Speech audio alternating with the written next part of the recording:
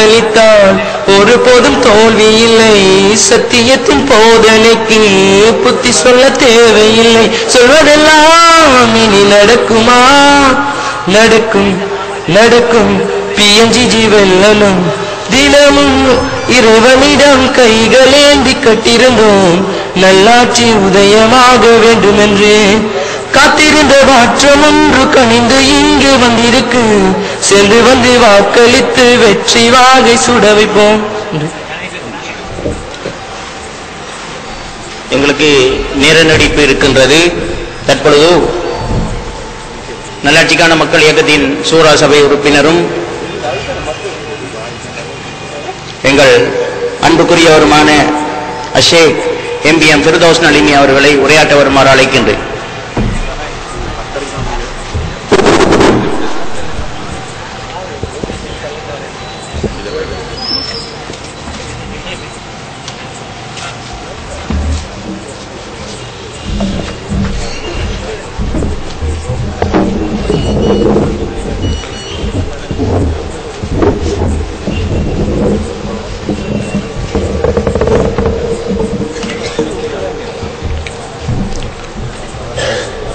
أعوذ بالله من الشيطان الرجيم.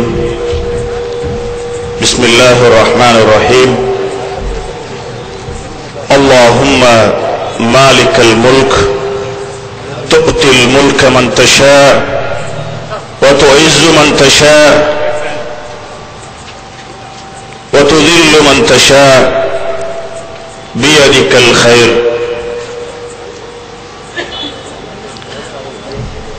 رب اشرح لي صدري ويسر لي امري واحلل عقدة من لساني يفقه قولي. ربي زدني علما. இன்று இடம்பெறுகின்ற நல்லாட்சிக்கான மக்கள் இயக்கத்தின் இரண்டாவது மக்கள் சந்திப்பிலும் பிரச்சார கூட்டத்தினை தலைமை தாங்கி நடாத்திக் கொண்டிருக்கின்ற எனது மதிப்புக்குரிய ஆசிரியர் வித்யாகீர்த்தி எம்.எம். அமீர் அலி அவர்களே, மேடையிலே வீட்டிருக்கின்ற ஷூரா சபை உறுப்பினர்களே, பிரமுகர்களே, இங்கு இந்த கூட்டத்தை செவிமடுத்துக் கொண்டிருக்கின்ற அன்புக்குரிய இஸ்லாமிய சகோதரர்களே, சகோதரிகளே, இளைஞர்களே, நம் அனைவர் மீதும் அல்லாஹ்வின் சாந்தியும் சமாதானமும் என்றென்றும் உண்டாவதாக. அஸ்ஸலாமு அலைக்கும் வரஹ்மத்துல்லாஹி வபரகாத்துஹ். இன்றைய இந்த பிரச்சார கூட்டத்திலே 3 முக்கியமான விடயங்களை உங்களோடு பகிர்ந்து கொள்ள வேண்டும் என்று நான் ஆசைப்பட்டேன். இருந்த போதிலும் நேரம் வரையறுக்கப்பட்டிருப்பதனால் முடிந்த அளவு நான் பேச வேண்டிய விடயங்களை ஓரளவு சுருக்கமாக உங்கள் முன்னே பேசலாம் என்று நான் நினைக்கின்றேன். அன்புக்குரிய சகோதரர்களே, உள்ளூராட்சி தேர்தல் இப்பொழுது சூடுபிடிக்க தொடங்கி இருக்கிறது. மேடைக்கு மேடை வாக்கு கேட்டு மக்களின் முன்னே வந்து இன்று எல்லோரும் பேசத் தொடங்கி இருக்கிறார்கள். நேற்று வரை இந்த மேடையில் யார் என்று தெரியாத பலர் நேற்று இந்த சமூகத்திற்காக குரல் கொடுத்ததனை நாங்கள் கட்டார் நாட்டில் இருந்து அவர்களுடைய நேரடி ஒளிபரப்பு மூலம் கண்டோம். எனக்கு அருகாமையில் இருந்த ஒரு சகோதரர் கத்தார் தேசத்திலே கேட்டார், யார் இந்த முஸ்லிம் சமூகத்தின் பிரச்சனைக்காக ஆவேசமாக பேசுகின்ற இந்த மனிதர் யார் என்று. நானும் சொன்னேன், இன்றுதான் அவருடைய முகத்தை இந்த மேடையிலே காண்கிறேன் என்று. அன்புக்குரிய சகோதரர்களே, புது புது முகங்களும் புதிய மனிதர்களும் இன்று வாக்கு கேட்டு மேடைகளிலே ஏறி மேடைகளில் இஸ்லாமிய ஒழுங்குக்கு வெளியே இஸ்லாமிய சகோதரத்துவத்தை குலைக்கின்ற வகையில் இஸ்லாம் சொல்கின்ற மனிதனுடைய மானம் மரியாதைகளில் கை வைக்கின்ற அளவுக்கு இன்று தேர்தல் மேடைகள் மிக மோசமாக சென்று கொண்டிருக்கின்ற இந்த காலகட்டத்தில் இஸ்லாத்தின் பார்வையில் பிரச்சார ஒழுங்கு எப்படி அமைய வேண்டும் என்ற ஒரு விடயத்தை நான் உங்களுக்கு சொல்லி வைக்க விரும்புகின்றேன். எந்த ஒரு விடயமாக இருந்த போதிலும் இந்த காத்தான்குடி மக்கள் இஸ்லாத்தின் வழிகாட்டலை விட்டு தூர சென்றுவிடக் கூடாது. அல்லாஹ்வின் பொருத்தத்தை விட்டும் தூரமாகிவிடக் கூடாது, அல் குர்ஆன் சுன்னாவின் வழிமுறைகளுக்கு வெளியே சென்றுவிடக் கூடாது என்பதில் கண்ணும் கருத்துமாக இருக்கின்ற இந்த ஊர் மக்கள் தேர்தல் பிரச்சார மேடைகளும் இஸ்லாமிய வரையறைக்கு வெளியே செல்வதனை ஒருபொழுதும் அங்கீகரிக்க கூடாது, அது பாவம் என்பதனை நீங்கள் மிக தெளிவாக விளங்கிக் கொள்ள வேண்டும் அன்புக்குரிய சகோதரர்களே. அது பிரதி அமைச்சராக இருக்கட்டும், ஃபிர்தௌஸ் நலிமியாக இருக்கட்டும், அப்துல் ரஹ்மானாக இருக்கட்டும், சகோதரன் முபீனாக இருக்கட்டும், பஷீர் சேவதாக இருக்கட்டும், அல்லது ஸ்ரீலங்கா முஸ்லிம் காங்கிரசின் தலைவர் ரவுஃப் ஹக்கீமாக இருக்கட்டும், யாரும் இந்த ஊருக்கு வருகின்ற பொழுது இந்த ஊரின் ஒழுங்குகளை, கட்டுப்பாடுகளை, மார்க்கத்தின் வரையறைகளை மீறி நடப்பதனை இளைஞர்களும் முதியவர்களும் தாய்மார்களும் சகோதரிகளும் அங்கீகரிக்க கூடாது என்று வினயமாக இந்த வேளையிலே கேட்டுக்கொள்ள விரும்புகின்றேன்.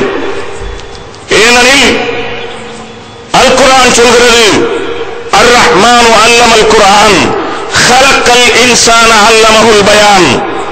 மனிதனை படைத்த அல்லாஹ் தஆலா அவனுக்கு வேதத்தை கற்றுக் கொடுத்து பேசுகின்ற ஒழுங்கு குறித்தும் அவனுக்கு கற்றுக் கொடுத்திருக்கிறான். எப்படி பேச வேண்டும், எப்படி நாகரிகமாக கருத்துக்களை முன்வைக்க வேண்டும், எப்படி மக்களை அறிவுபூர்வமாக வழிநடத்த வேண்டும், எப்படி மக்களுக்கு உண்மை தன்மை மிக்க தகவல்களை கொண்டு சேர்க்க வேண்டும் என்று அல் குர்ஆன் நமக்கு சூரத்துர் ரஹ்மானிலே 4வது வசனத்திலே மிக தெளிவாக சொல்லித் தருகிறது. அவன் அரசியல் தலைவனாக இருந்தால் அவன் வாக்கு கேட்கின்ற பொழுது நாகரிகமாக அவன் வாக்கு கேட்க வேண்டும், உண்மையை சொல்லி அவன் வாக்கு கேட்க வேண்டும். கடந்த 25 வருட வரலாற்றில் அவன் நான் இந்த சமூகத்திற்காக சாதித்தவைகள் பற்றி பட்டியலிட்டு சொல்லி உண்மைகளை சொல்லி இந்த சமூகத்தின் முன்னே அவன் வாக்கு கேட்க வேண்டும். அவைகளை விட்டுவிட்டு மடத்தனமாக, பேத்தனமாக, நரித்தனமாக கூக்குகளிடுகின்ற, மக்களை பிழையாக வழிநடத்துகின்ற அரசியல் கலாச்சாரத்தை மதிப்புக்குரிய பிரதி அமைச்சர் அவர்களே நீங்கள் நிறுத்திக் கொள்ள வேண்டும் என்று இந்த வேளையிலே உங்களுடன் அடித்து கேட்க விரும்புகின்றேன். உங்களின் இந்த பரப்புகள் 17ஆம் தேதிக்கு முன்னர் இந்த ஊரில் வேகாது என்பதனை உங்களுக்கு நான் அடித்துச் சொல்ல விரும்புகிறேன். அந்த காலம் மலையேறிவிட்டது என்பதனை உங்களுக்கு நான் சொல்லி வைக்க விரும்புகின்றேன். அன்புக்குரிய சகோதரர்களே, இஸ்லாம் சொல்கின்ற ஒழுங்கில் நமது பேச்சுக்களை நாம் அமைத்துக் கொள்ள வேண்டும். அடுத்த சகோதரன் எதிரியாக இருந்த போதிலும் அவனது மானத்திலும் மரியாதையிலும் கை வைக்கக் கூடாது என்பதனை கடந்த 4.5 வருடங்களுக்கு முன்னர் இவ்வாறான கட்டுக்கதைகளை நீங்கள் கட்டவிழ்த்த பொழுது, இவ்வாறான பிழையான செய்திகளை இந்த மக்களின் முன்னே கொண்டு வந்த பொழுது நாங்கள் மிக தெளிவாக உங்களுக்கு சொல்லியிருந்தோம், மக்களை நாம் வழிநடத்தியிருந்தோம். கடந்த 2006ஆம் ஆண்டு 4ஆம் மாதம் 21ஆம் தேதி நாங்கள் வெளியிட்ட 6வது எங்களது மக்கள் விழிப்பூட்டல் பிரச்சார இந்த துண்டு பிரசுரத்திலே நாகரிக அரசியல் வழிமுறையும் நாமும் என்று உங்களுக்கு நாம் எங்களுடைய பிரச்சார மேடைகள் எப்படி அமையும், நாங்கள் எப்படி பிரச்சாரங்களை செய்வோம், எப்படி மக்களை உண்மையான தகவல்களை கொண்டு நாம் வழிநடத்துவோம், எப்படி உண்மையான நிறைவேற்ற முடியுமான வாக்குறுதிகளை நாங்கள் தருவோம் என்று அந்த பிரச்சாரத்திலே நாங்கள் உங்களுக்கு சொல்லியிருந்தோம். நீங்கள் மறந்திருந்தால் தேவைப்பட்டால் எங்களுடைய அரசியல் தேர்தல் காரியாலயத்தில் இவைகளை பெற்று நீங்கள் வாசிக்க முடியும். அது மாத்திரமல்ல, 9வது பிரசுரத்திலும் 2006ஆம் ஆண்டு 5ஆம் மாதம் 12ஆம் தேதி நாங்கள் வெளியிட்ட 9வது பிரசுரத்தில் உண்மையை பேசுவோம், நன்மைக்காக பாடுபடுவோம் என்று இந்த 2 பக்க துண்டு பிரசுரத்திலும் நாங்கள் உண்மைக்கு மாறாக பிழையான தகவல்களை ஒருபொழுதும் மக்களாகிய உங்களுக்கு நாம் வழங்க மாட்டோம், தவறாக உங்களை வழிநடத்த மாட்டோம். நன்மைக்காக மாத்திரம்தான், இந்த ஊரின் நன்மைக்காக மாத்திரம்தான் நாங்கள் பாடுபடுவோம். மக்களாகிய உங்களின் நன்மைக்காக மாத்திரம்தான் இந்த தேர்தல் மேடைகளில் எங்கள் உயிர்களையும் மானத்தையும் துச்சமாக மதித்து உங்கள் முன்னால் என்று பேசிக் கொண்டிருக்கிறோம் என்பதனை அன்றும் சொன்னோம், இன்றும் சொல்கிறோம் அன்புக்குரிய சகோதரர்களே. எனவேதான் இஸ்லாம் சொல்வது போன்று மார்க்க வரையறைக்கு வெளியே நின்று நாங்கள் ஒரு பொழுதும் எங்களுடைய தேர்தல் பிரச்சாரங்களை அமைக்க மாட்டோம் என்பதனை மக்களாகிய உங்களுக்கு நாங்கள் தெளிவூட்ட விரும்புகிறோம். அது மாத்திரமல்ல, அல் குர்ஆன் சொல்கிறது, கூனு கௌலன் ஷதீதா, நீங்கள் சொல்வதை தெளிவாகவும் உறுதியாகவும் சொல்லுங்கள் என்று அல்லாஹ் தஆலா சொல்கிறான். அன்புக்குரிய சகோதரர்களே, தேர்தல் மேடைகளிலே பேசுகின்ற மதிப்புக்குரிய வேட்பாளர்களே, உங்களிடம் கேட்டுக்கொள்ள விரும்புகிறோம், நீங்கள் எந்த விடயங்களை இந்த மக்களுக்காக செய்ய விரும்புகிறீர்களோ அதனை மிக தெளிவாக சொல்லுங்கள். நாங்கள் மறுக்கவில்லை.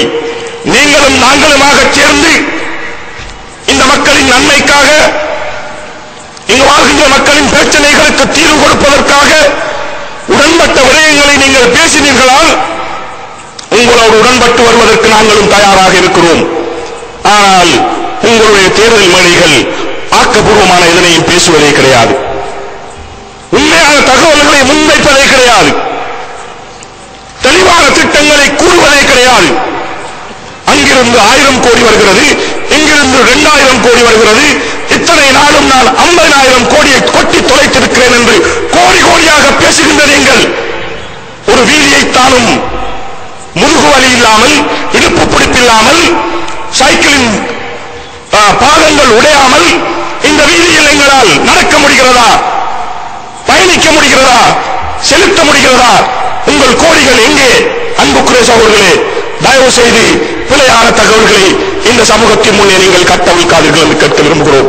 சொல்வதை தெளிவாக சொல்லுங்கள். நீங்கள் செலவழித்த பணங்களை எப்படி செலவழித்தீர்கள் என்று தெளிவாக காட்டியிருந்தால் நாங்கள் இந்த மேடையில் ஏறி இருக்க மாட்டோம், உங்களின் பின்னால் அணிவகுத்து இருப்போம், உங்களுக்காக நாங்கள் குரல் கொடுத்திருப்போம். அத்தனையும் நடக்கவில்லை என்பதற்காகத்தான் இந்த மேடைகளில் நாங்கள் ஏறி பேசிக் கொண்டிருக்கிறோம். எனவே அன்புக்குரிய சகோதரர்களே, மிக தெளிவாக நீங்கள் புரிந்து கொள்ள வேண்டும். உங்களுடைய பிரச்சார மேடைகளை இஸ்லாத்தை பாதுகாக்கப் போவதாக கூக்குரலிடுகின்ற நீங்கள் வெளிநாட்டிலிருந்தும் வேறு நாடுகளிலிருந்தும் இஸ்லாமிய அறிஞர்களை கொண்டு வந்து இந்த பூமியை முஸ்லிம் பிரதேசமாக இஸ்லாமிய பூமியாக மாற்றப் போவதாக சொல்கின்ற நீங்கள் அதற்கு முன்னர் உங்களுடைய நடத்தையிலும் உங்களுடைய பேச்சிலும் உங்களுடைய வாய்மையிலும் அதனை கடைப்பிடிங்கள் என்று நாங்கள் கேட்டுக்கொள்ள விரும்புகின்றோம். அடுத்த விடயம் அன்புக்குரிய சகோதரர்களே, மிக முக்கியமான ஒரு விடயம். நாங்கள் பேசுகின்ற எந்த ஒரு விடயத்திற்கும் நாங்கள் பொறுப்புடையவர்களாக இருக்கிறோம். நாங்கள் பேசுகின்ற ஒவ்வொரு விடயத்திற்கும் பொறுப்பு கூறுகின்றவர்களாக நாங்கள் இருக்கிறோம். மக்களாகிய உங்களை சாட்சியாக வைத்து, அல்லாஹ்வை சாட்சியாக வைத்து மேடைகளில் எதனை பேசினாலும் அதற்கு நாங்கள் சாட்சியாளர்களாக இருக்கிறோம். அதனை நிறைவேற்றும் என்ற அமானிதமான வாக்குறுதியாக அவைகளை பார்க்கிறோம். பல தேர்தல் மேடைகளை நீங்கள் சந்தித்திருக்கிறீர்கள். இந்த தேர்தல் மேடைகளில் எல்லாம் அளிக்கப்பட்ட எத்துணை வாக்குறுதிகளை இந்த வாக்குறுதி தந்தவர்கள் நிறைவேற்றி இருக்கிறார்கள் என்று சிந்தித்து பாருங்கள் அன்புக்குரிய சகோதரர்களே. எனவேதான் பொய்யான வாக்குறுதிகளை கொடுத்து சமூகத்தை ஏமாற்றுகின்ற பணியை நாங்கள் செய்ய மாட்டோம். எனவே இந்த மேடையிலே மதிப்புக்குரிய பிரதி அமைச்சர் ஹிஸ்புல்லா அவர்களுக்கு ஒரு சவாலை விடுக்க விரும்புகிறேன்.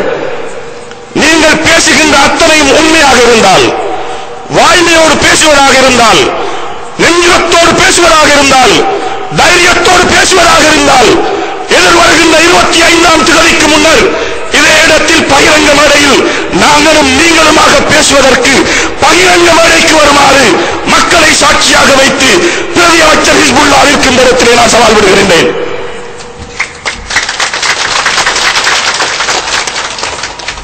எனவேதான் அன்புக்குரிய சகோதரர்களே, அந்த மேடையில் பேசி பார்ப்போம். நீங்கள் என்ன சொல்கிறீர்கள், நாங்கள் என்ன சொல்கிறோம் என்பதனை 25ஆம் தேதிக்கு முன்னர் நீங்கள் பகிரங்கமாக அறிவிக்குமாறு உங்களிடம் கேட்டுக்கொள்ள விரும்புகின்றேன். அடுத்தபடியும் அன்புக்குரிய சகோதரர்களே, நேற்றைய கூட்டத்திலே அதே பிரதி அமைச்சர் முஸ்லிம் சமூகத்தின் மிக பெரும் ஆன்மீக கட்டமைப்பாகிய அகில இலங்கை ஜம்மியத்துல் உலமாவின் கீழே இயங்குகின்ற காத்தான்குடி ஜம்மியத்துல் உலமாவின் யாப்பை கையிலே தூக்கிக் கொண்டு ஃபிர்தௌஸ் நலிமி தொடர்பாக ஒரு குற்றச்சாட்டை முன்வைத்திருந்தார். அந்த குற்றச்சாட்டிற்கு விளக்கம் அளிக்க வேண்டிய பொறுப்பு எனக்கு இருக்கிறது. அன்புக்குரிய சகோதரர்களே, நேற்று அவருடைய அந்த உரையிலே காத்தான்குடி ஜம்மியத்துல் உலமாவிற்கான யாப்பினை வரைந்த குழுவிலே ஃபிர்தௌஸ் நலிமி என்ற ஒரு மடையனும் இருந்து இந்த யாப்பை தயாரித்து இந்த காத்தான்குடி ஜம்மியத்துல் உலமாவை வழிநடத்துகின்ற பொறுப்பை ஒழுங்குபடுத்தி இருக்கிறார். அதிலே அவர் சொல்லி இருக்கிறார், 7ஆம் பக்கத்திலே செயற்குழு அங்கத்தவர்கள், தலைவர், செயலாளர், பொருளாளரின் தகமைகளும் பணிகளும் என்ற 16வது விதியிலே ஒரு விடயமாக ஜம்மியா அங்கத்தவர் எவரும் தீவிர அரசியல் நடவடிக்கைகளில் ஈடுபடுவது முற்றாக தவிர்க்கப்பட வேண்டும். அரசியலில் ஈடுபடும் அங்கத்தவர்களின் அங்கத்துவம் தற்காலிகமாக இடைநிறுத்தப்பட வேண்டும் என்ற இந்த யாப்பின் சட்ட விதியை சொல்லி இதனை எழுதிய அவரே இப்பொழுது அரசியல் மேடைகளில் பேசித் திரிகிறார் என்ற ஒரு குற்றச்சாட்டை அவர் முன்வைத்திருந்தார். உண்மைதான் அன்புக்குரிய சகோதரர்களே. ஆனால் உண்மையில் அதே